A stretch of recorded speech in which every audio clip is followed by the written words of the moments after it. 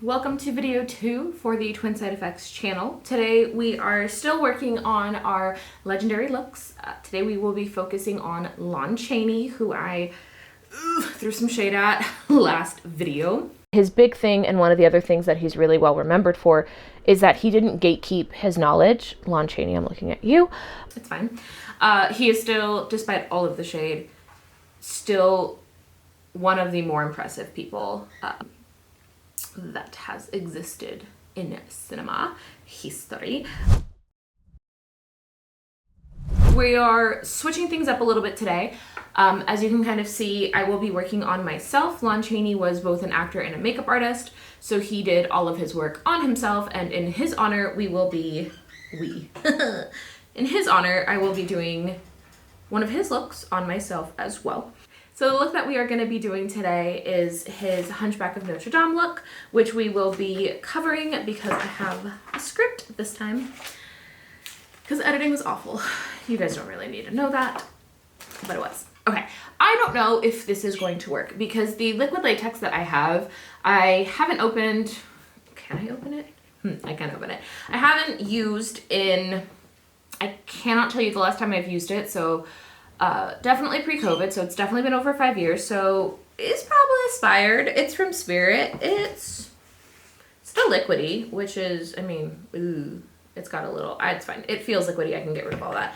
I would never recommend using liquid latex that you don't know when it expired on yourself or on anyone else. But I'm doing it because it's the beginning of April and I don't know. I do know where I could buy liquid latex. I just didn't feel like leaving the house to do so. It's fine. So if this doesn't work, it's definitely because my latex is bad. Totally fine. So with that little forewarning out of the way, the only other thing is if you hear odd noises, I do live with 6 animals. Behind the camera is a chinchilla and 2 little parakeets. So if you hear that noise, it's fine. Everything's fine. So without further ado, let's get started. And I'm putting this on my face. Okay, so Lon Chaney continues to be a huge influence and in modern cinema, despite my shirts. Kind of woke up today and didn't really feel like doing this video, but in honor of his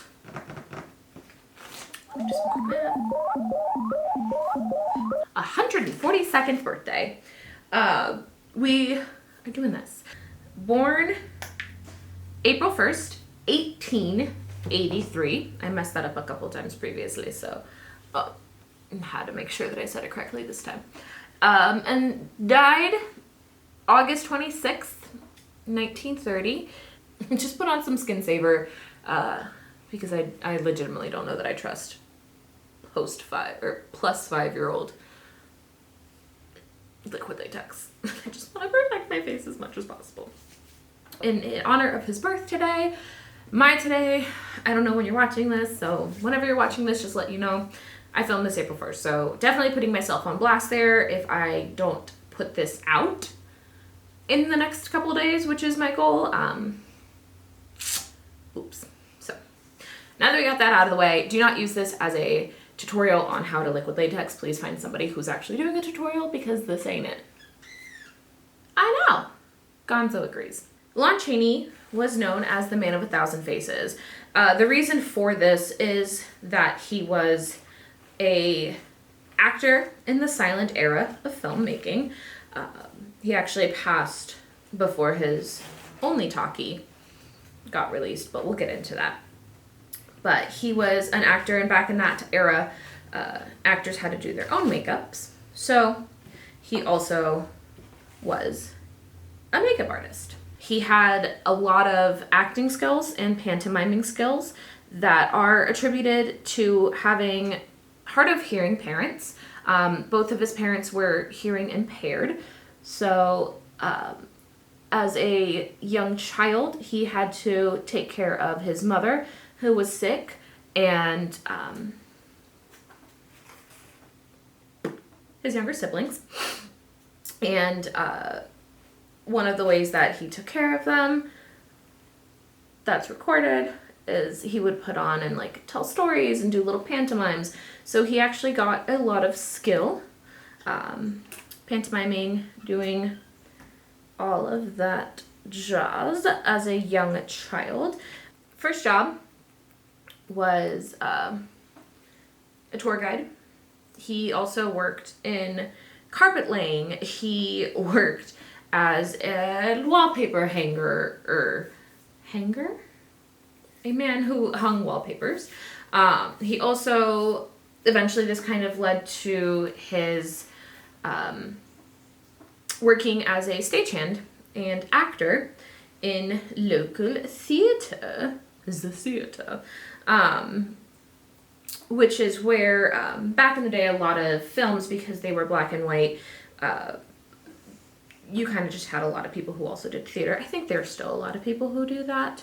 He eventually started traveling and working in vaudeville and traveling theater acts. And it was in his travels that he met his first wife, Frances Cleveland Creighton. Her stage name was Clara Creighton.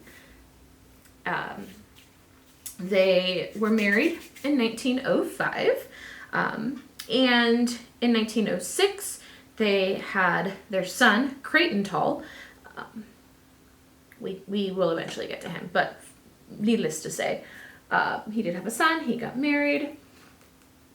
Switch that around. They did eventually divorce, and Chaney did get full custody of his son. Clara had attempted suicide, so it just wasn't a super happy relationship, but it's okay. I have a trash can here, that's why I keep like leaning over. I'm not just an animal who's just dropping liquid latex everywhere. It's fine. In 1912 is when Lon Chaney's future, as we know it, got started. He took a job with Universal Studios. And like I mentioned earlier, back in those days, they didn't have makeup departments. So actors were in charge of their own makeup. The first makeup department was actually not started until 1917, which is wild to me. He was hired by Universal, but he was never like a main actor. He was playing secondary characters. But despite all this, by 1918, he had already appeared in over 100 different films for Universal. Like I said, nothing, like he wasn't first on the call sheet. He wasn't anyone necessarily big, but he did play a lot of diverse different characters. Excuse me. And was always experimenting with that characterizations. But in 1918, he did ask for a raise from Universal. I didn't write it down, but I think he was getting like $100 a week or something crazy. Which is always hard when you're thinking of numbers, because you're like, well, back in that day it was a lot, but then it's also just like, but was it really? I don't know.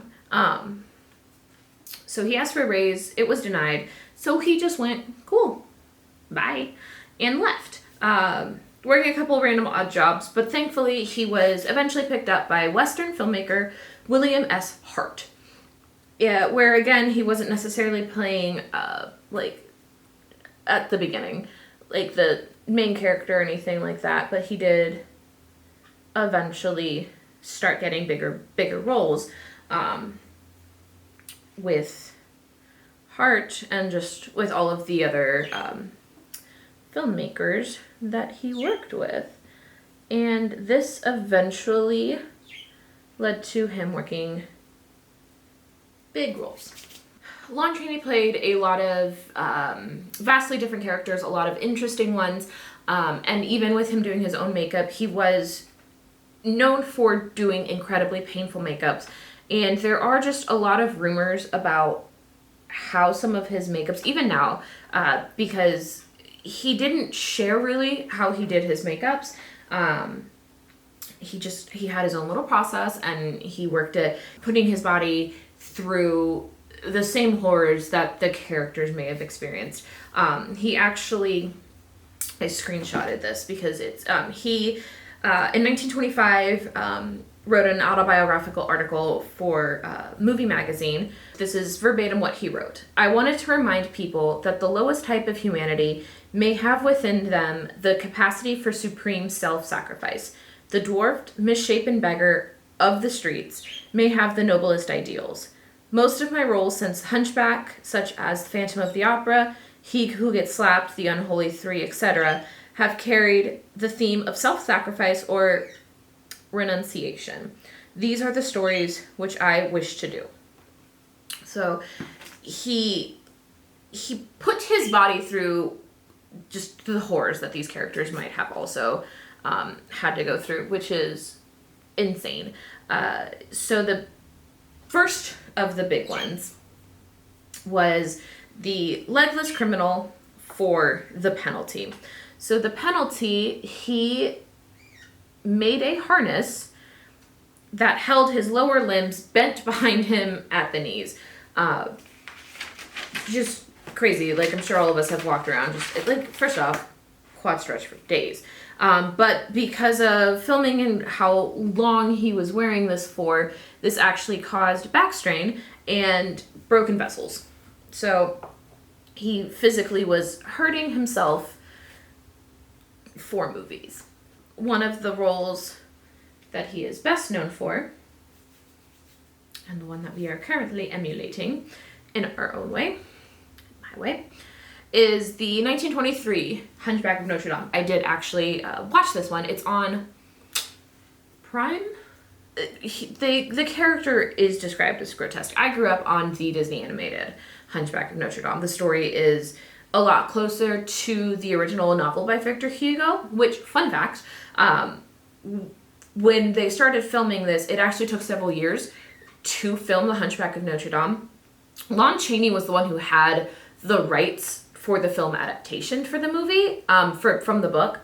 The movie adaptation for the book. He was the one that had the rights, and so pretty much he was just an uncredited producer for this, because he was the one that had the rights. So for this, he also had, I think, just a little bit more say in what was done. Incredibly sad to watch. What we know and what we have. So it was a 3-hour makeup that ended with a 20-pound plaster hump that actually prevented him physically from standing up straight. The face and everything was made with layers of cotton and collodion. Like I said, I've got a little bit, but it's a small amount, and I just didn't really want to go. So I'll add it for a couple small things, but the large full face is, I'm going to kind of keep it at a minimal. He had an eye wart that he made with tape and nose putty. He also cut down cigars and put them in his nostrils to, like, flare them. And first off, A, I don't own any cigars, and B, if I own cigars, I don't know that I'd waste them sticking them up my nose. That's a bit extremist. So I shan't be doing that. But with all of this, he did manage. So, like, the good news is he left Universal because they weren't paying him what he wanted to be paid, especially with how extensive so many of his looks were. But with this film, we know that his salary was $2,500 a week, so $2,500 a week, which, good for him. I would love to get paid that much weekly. So his next movie, the 1925 Phantom of the Opera, was the movie. So he based his makeup off of the actual description from the novel, which was, very grotesque, very horrifying. Like, you couldn't bear to look at the Phantom. It was just this, like, wild, crazy look. And actually, in the marketing of the Phantom of the Opera, they actually managed to not show him beneath the mask. So he had a mask on for all the trailers and stuff. So the reveal of the Phantom, of that makeup, was just shocking. Like, people left the theater, like, horrified. And for that makeup, allegedly, so he did a lot of the darkening of the eyes because the Phantom was described as like skeletal, gaunt. But the big thing is he allegedly used a wire device that, and then he covered it with, I think it was like latex or like some little appliance thing that held it was a wire that held his nose and flared them. So he was just in that for hours and hours and hours. How do you work under those conditions? And he did this to himself time and time again. Those are kind of the two where if you type in Lon Chaney, you're going to get a lot of pictures. And most of them are going to be film stills, marketing shots, but even the marketing and things, he was a very private individual. There's a lot of talk that because he always played big, huge, wild characters, you never really knew what he looked like. This is unfortunately kind of where Lon Chaney's story gets a little sad. So, in 1929, he was working a film called Thunder, and he caught a cold, filming in Wisconsin, and unfortunately, that cold progressed from just like a normal cold to walking pneumonia. And around this time too, he was also diagnosed with bronchial cancer, which is not necessarily a huge surprise. He was apparently a pretty heavy smoker. So,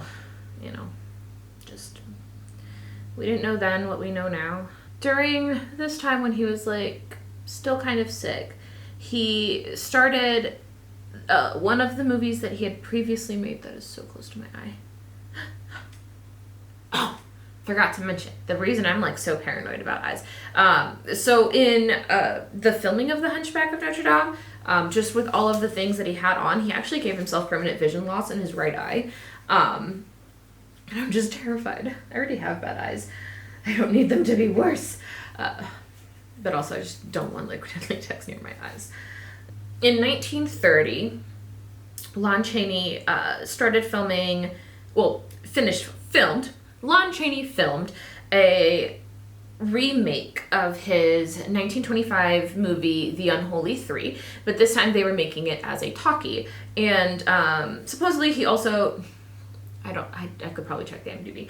So he voiced 5 different characters, which the commentary that I was reading online was that he had just as much talent for voice acting as he did just like pantomiming and like body acting, which is obviously with silent movie era, you're not talking, that we can hear. So he voiced 5 different characters in this movie, but unfortunately he did pass before he was able to see it, so he never actually got to see his one and only talking video movie. He did suffer a series of pulmonary hemorrhages, and the one in his throat is apparently, I don't know how hemorrhages, I know like what a hemorrhage is, don't exactly know how they work in terms of, he died from a throat hemorrhage.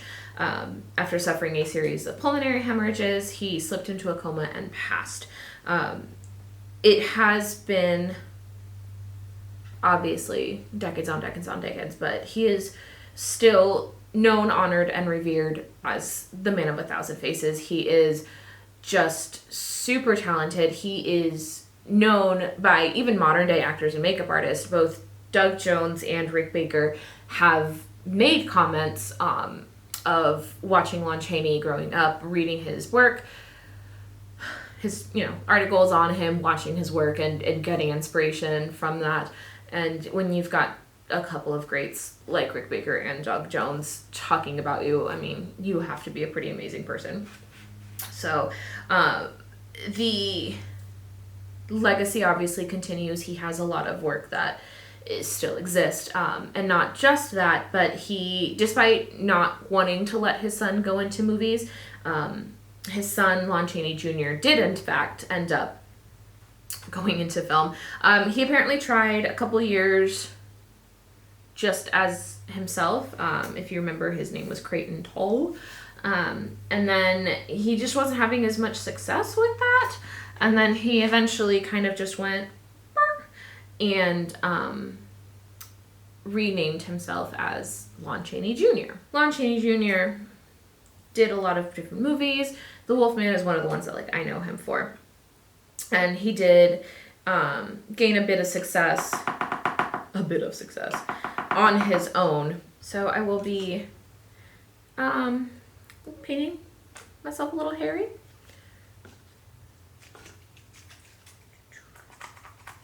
So I will be using my Skin Illustrator Effects palette. These are alcohol activated.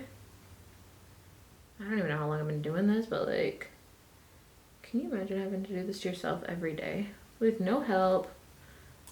Just you, your little, he had like a little suitcase. There have been pictures of like suitcase open and he's just got all the tools of the trade. Oh, she's really good bad coloring.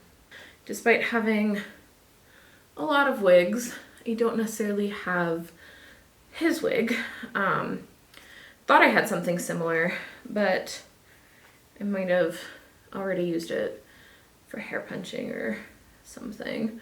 We're just paying a tribute to a great actor, a great makeup artist, one of the first just truly impressive ones of the era. Because if you work as a makeup artist, if you love film and TV and you just don't know Lon Chaney, I definitely recommend. There's quite a few biographies, documentaries and things. Oh my god. It's not a face. There's a lot of really good documentaries. Just a lot of really good info and stuff, so definitely something worth checking out. So on this April Fool's Day in 2025, I give you The Hunchback of Notre Dame. Let's start that over. On this April 1st, I give you The Hunchback. No. I've got a better idea. Let's truly honor him.